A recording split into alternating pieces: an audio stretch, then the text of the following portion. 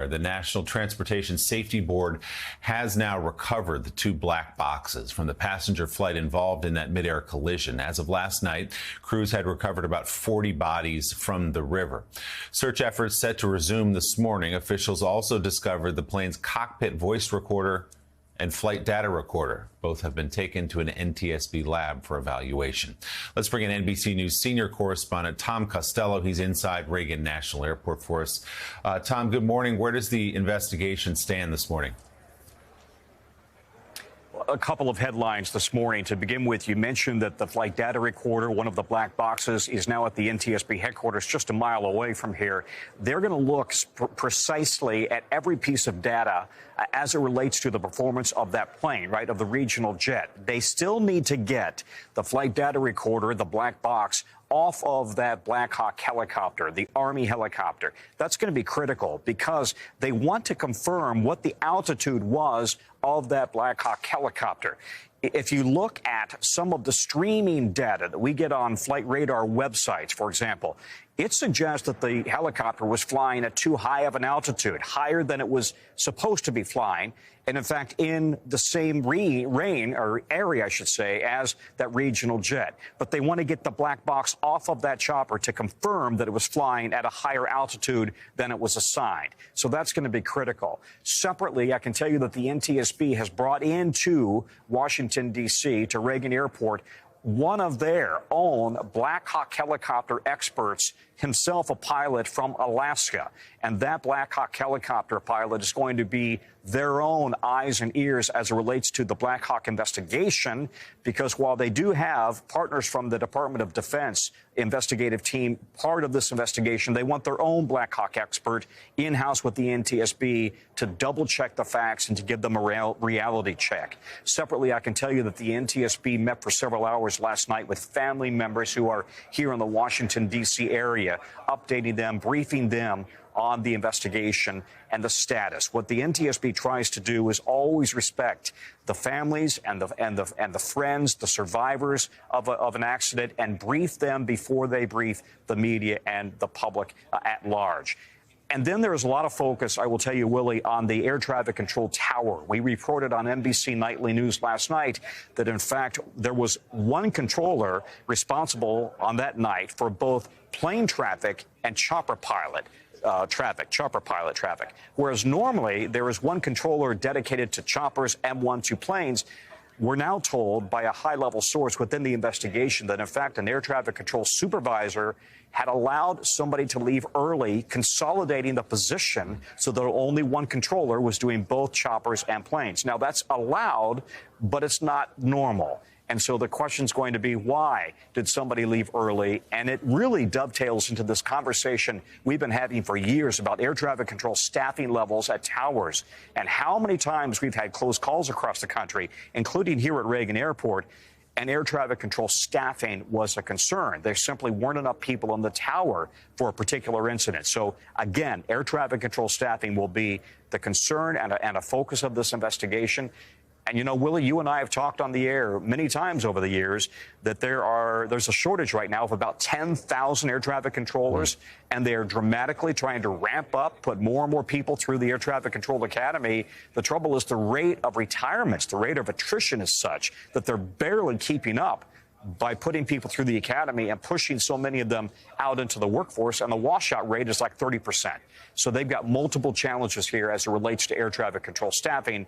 Was that a contributing factor? We simply don't know. Yeah, a shortfall of 10,000 is just a massive number, and at some point you're going to see an impact from that. We were talking, Tom, in our last hour to John Cox, our colleague at NBC, the aviation expert. We asked him about your reporting about what was going on in the air traffic control tower, about just that there was one person there, and he said, yes, that is not optimal, but as you point out, it is acceptable. He would like to see two, but you can run it with one. And he also said, look, you listen to the air traffic control, you listen to that audio, and the warning is given to the pilot. The responsibility, John says, for separation is on at that point, the helicopter pilot, to get in and fly behind the plane. John, we lost Tom Costello? All right, well, let me turn then to former FAA and NTSB investigator Jeff Guzzetti and former NTSB senior air safety investigator Greg Feith. Guys, we'll get Tom back in just a minute, but I want to put that to you, Jeff. I can begin with you. Just your assessment of what I was saying there about John Cox, who was telling us in our last hour, not optimal to have one person in the tower, but you can do it that way. But at the end of the day, the clear message was delivered from the tower to the helicopter to look for the plane and come in behind it. Not saying that to blame the helicopter pilot, because we don't know what happened. There could have been equipment failure, but in fact, you can have one person in the tower. What's your assessment of that? Well, I would agree with Captain Cox. Two things can be true at once. You can have a shortage of air traffic controllers in a facility, but with regard to the specific accident or event, that may have had no factor at all. When you listen to the air traffic control transcript, the controller was busy, but was able to manage the traffic. And in this particular instance, maybe it would have been more beneficial to have the same person manage both the helicopter and the airliner coming in. So we'll just have to wait and see what the investigation holds for this particular incident, Willie. But yes, I used to work for the Department of Transportation Inspector General, and we would do audits all the time. There is a serious shortage of air traffic controllers across the country. However, the FAA recently testified before Congress, and they're really trying to lift the limits and get that pipeline going to restore the adequacy of the staffing for air traffic controllers.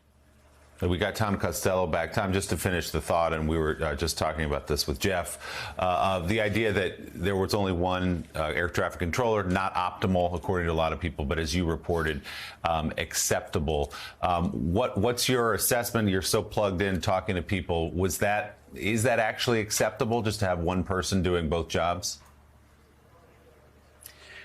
It is acceptable.